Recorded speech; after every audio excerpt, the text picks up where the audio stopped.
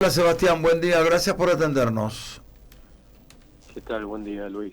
¿Cómo le va? Contanos lo que quieras y lo que nos puedas contar. No, bueno, a ver, ayer serían alrededor de las 21:30 más o menos. Veo a través de portales de noticias que la fiscal Lara había ordenado a través de la Justicia de Garantías una serie de medidas, entre las cuales entiendo que están esos allanamientos.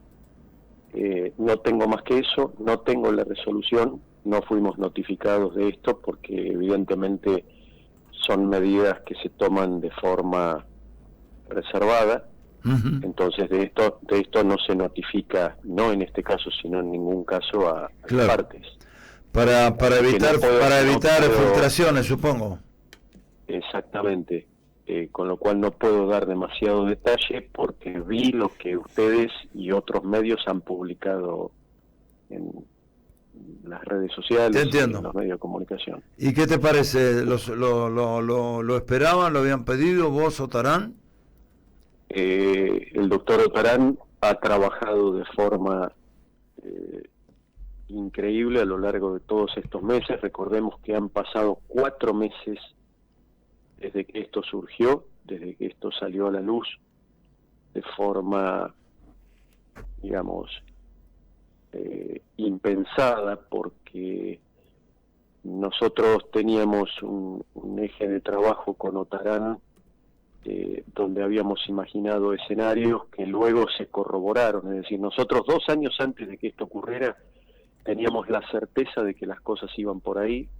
En un principio no se nos escuchó del todo, después a medida que en la causa se empiezan a incorporar elementos, la Fiscalía empieza a darle forma a su línea de trabajo y creo que se llega a esto por todo el trabajo que puso la Fiscalía en el año 2024, pero básicamente todo lo actuado en el 2025, que hicieron que las cosas cambiaran de una forma, digamos, en términos de 180 grados, donde el club estaba lejos de ser un sujeto pasivo afectado por el viento, todo lo contrario. Hay un audio revelador de autoridades del club que antes de que la Fiscalía tuviese acceso al informe preliminar, que era lapidario en términos del desastre constructivo que ocasionó la tragedia, las autoridades del club dicen, bueno, el informe dice un poco lo que ya sabíamos. ¿Cómo ya sabían? ¿Cómo ya sabían? Entonces, esto no es menor, porque estoy diciendo que el club accedió a un informe 2 días antes que la Fiscalía, a raíz, se supone, de algún contacto que tuvieron o habrían tenido con una de las personas encargadas de hacer ese informe. Ujú. Y esa persona estaría vinculada, en términos de parentesco muy cercano, con quien en su momento habría construido esa pared en el club. ¿Entienden ese detalle? Sí, sí. Entonces digo, estas son conductas realmente graves, sumado a hay otras, que hacen que toda la actividad que desplegó el club en el después sean, en términos, digamos, jurídicos, igual o mucho más grave que lo que pasó el 16 de diciembre. ¿Por qué?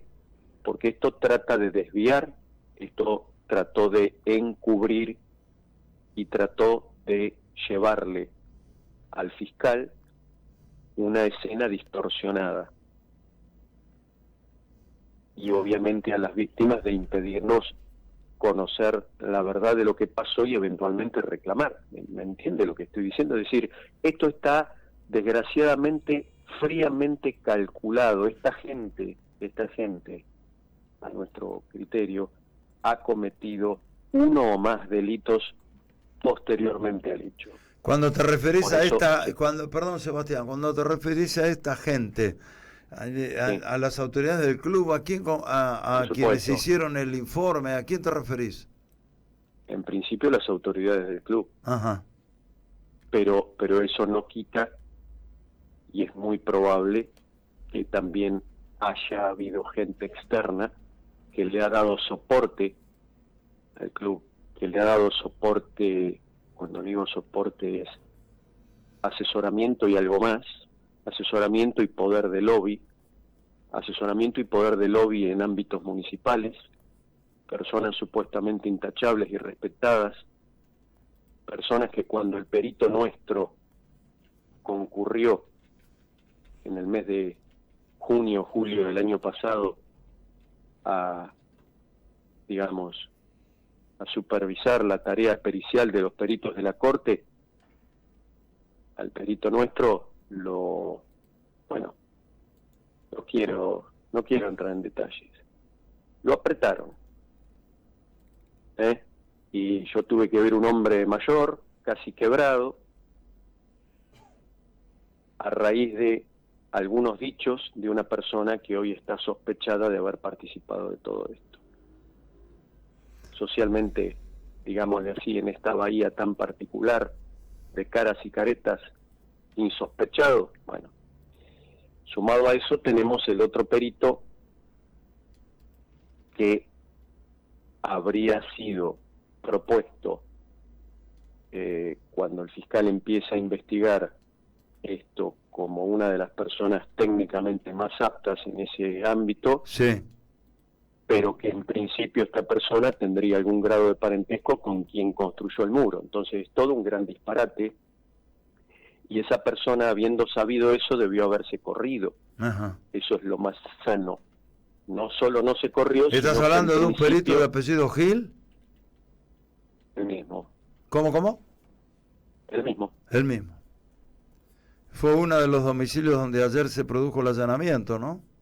No sé cuáles fueron los domicilios. Bueno, Yo es lo vi que ha las- trascendido, digamos, en fuentes Sí. semioficiales.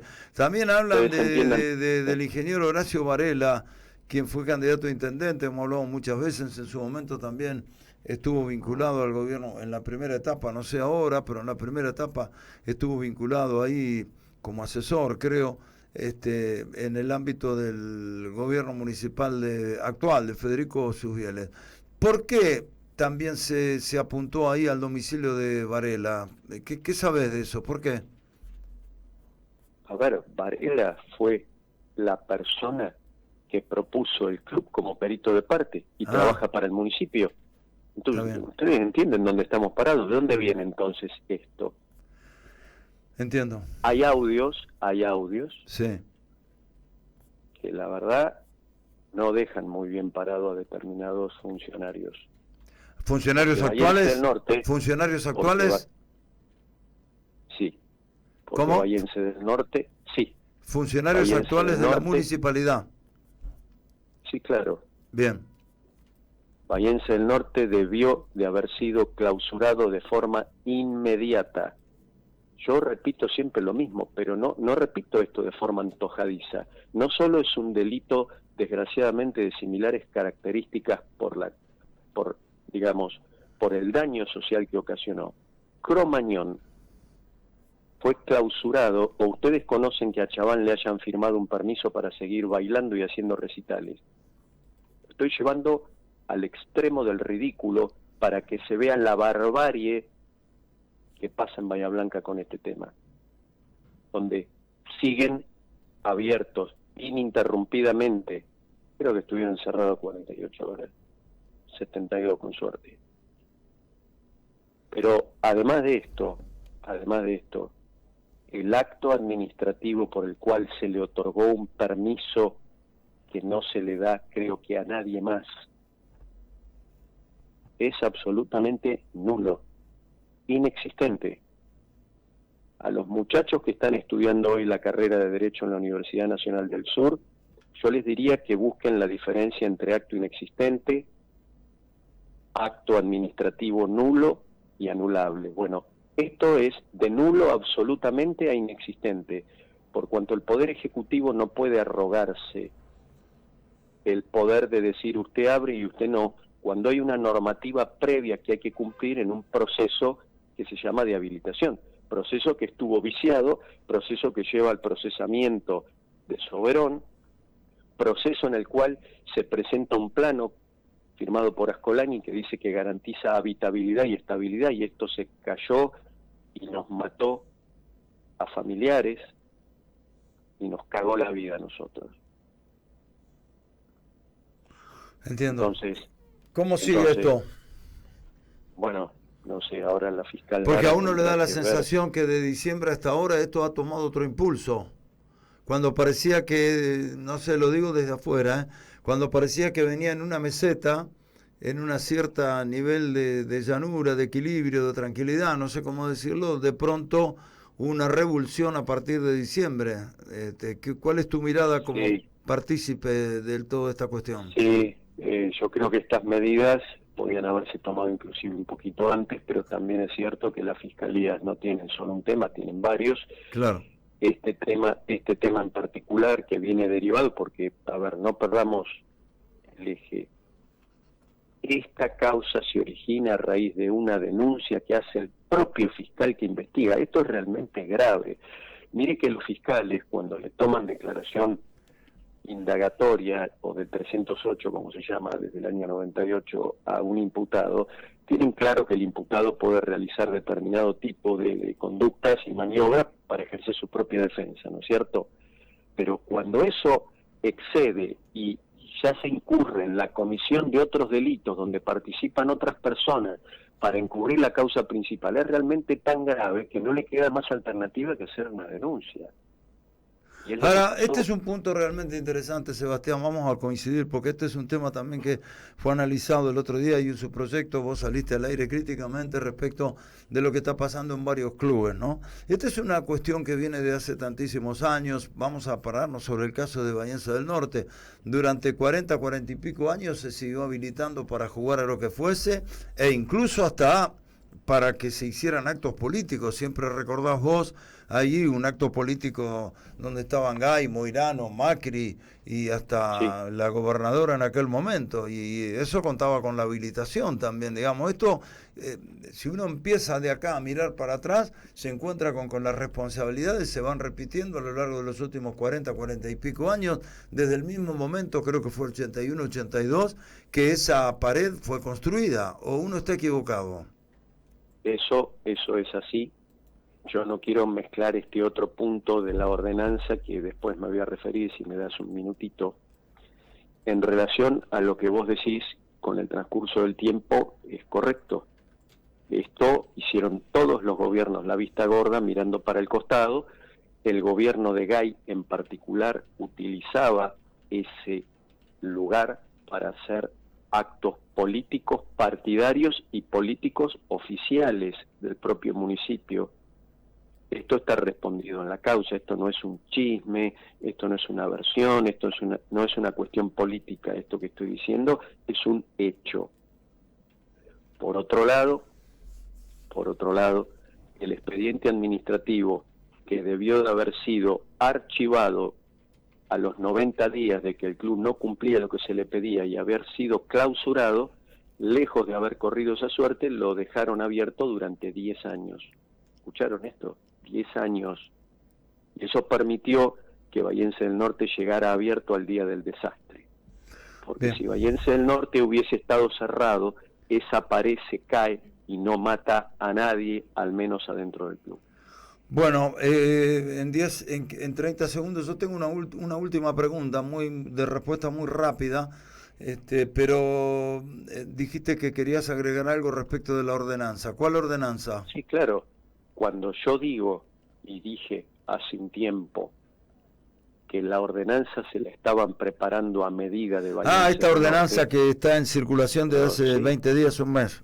Sí, por supuesto.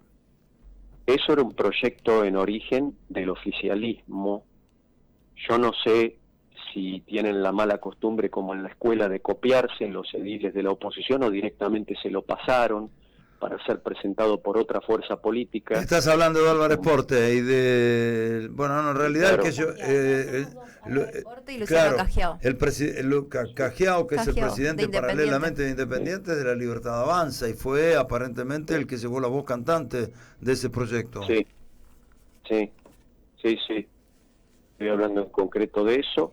Tuve oportunidad de encontrarlo por la calle, nos encontramos, tuvimos un breve diálogo y le amplié mi postura y le di los motivos del por qué. Él había cosas que desconocía, según me dijo. Yo en algún punto quiero pensar que al menos de parte de Cajiao no hubo mala fe. Después hay otros políticos un poquito más experimentados donde puedo pensar que las cosas son de otra manera, pero sí... ¿Estás hablando de Álvarez Porte? Sí, Álvarez Porte creo que lleva alrededor de 15 años en política, y no creo que sea una persona a la que la puedan convencer de algo que él no esté convencido, ¿no es cierto? Creo. Por otro lado, había un proyecto que no vio la luz, que era del oficialismo, donde era un traje a medida de Bahiense del Norte. A ver si entienden, no les importan el resto de los clubes, ahora tienen que tratar de utilizar a los demás clubes para justificar darles una habilitación a todos. Ahora yo me pregunto, el club que ocasionó 13 muertos y 18 heridos graves, que nos arruinó la vida a todos, ¿tiene que estar dentro del resto de los clubes barriales que por falta de fondos no pueden cumplir con los requisitos? Acá los fondos nunca fueron una excusa. Bien. De hecho en uno de los audios, uno de esos dirigentes se jacta de haber exagerado y haber dicho como cosa de él, pero haciendo pasar que fue la Asociación Bahiense de Básquet la que le decía al municipio, bueno, entonces hay que parar toda la actividad. Entonces están manipulando la opinión pública y están manipulando a los poderes del Estado para obtener una prebenda que es una habilitación que no les corresponde. Y no les corresponde porque tenían todo mal hecho. Y tenían todo tan mal hecho que causaron la muerte de 13 personas. Bien. Yo no sé qué es lo que no se termina de entender desde el municipio con esto.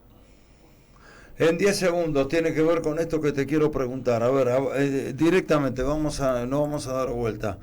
En el fondo, de lo que uno advierte desde que empezaste con esto, por razones más que entendibles, obvias, mi pregunta es la siguiente. Pongo cualquier nombre. Si esto hubiese pasado en el Club Soulas de General Daniel Serri, lo clausuraron al toque. ¿Eso me querés decir? Y están presos desde ese día. Los dirigentes de Soulas. Pero, a ver, yo no quiero dar ningún nombre de ningún club, no sé si ese club existe o no, con todo respeto. Sí, es de Serri, no le faltes el respeto, es el primer campeón del fútbol de la Liga del Sur. Mi ignorancia hace que yo conozca de Serri a Sancinena, pero no conocía a Soulas. Con todo respeto digo, si esto pasa en cualquier otro club, es muy probable que con la cantidad de fallecidos y el desastre que generaron en términos humanos, las personas hubiesen sido detenidas, al menos hasta aclarar 3 o 4 cuestiones que acá, bueno, las seguimos conversando 2 años y medio después del hecho. Entonces, bien, el municipio tiene que entender que no puede hacer un traje a medida por esta cuestión. Si quieren hacer las cosas bien, no hay que bajar los requisitos. Repito, cuando pasó lo de Cromañón en la ciudad de Buenos Aires y en todo el país, hubo una normativa todavía mucho más dura y más exigente en términos de seguridad edilicia y en términos de seguridad para la gente, para que eso no volviera a ocurrir. No, acá pareciera que quieren quitarle requisitos, sacarle peso a todo lo que ya existe y con lo que no pueden cumplir para que todos queden habilitados. Eso, de darse, va a implicar que la municipalidad, si pasa algo, sean cómplices por haber borrado con el codo la ordenanza que habían escrito con la mano 30 años antes. La borran con el codo para que ahora todos puedan entrar. Es un verdadero disparate y no se está pensando en la gente y nos quieren engañar. Yo fui dirigente de club y sé lo que es un club de barrio, pero cuidado, los clubes no están primero en una sociedad. En una sociedad lo primero es la persona humana. La seguridad de las personas está antes que el club. Bien. Y este no es un club barrial. Gracias, Sebastián, por atendernos. Que tengas buen día. Igualmente, buen día. La palabra de Sebastián Massa, 7:48. Se nos fue el programa, pero valía la pena.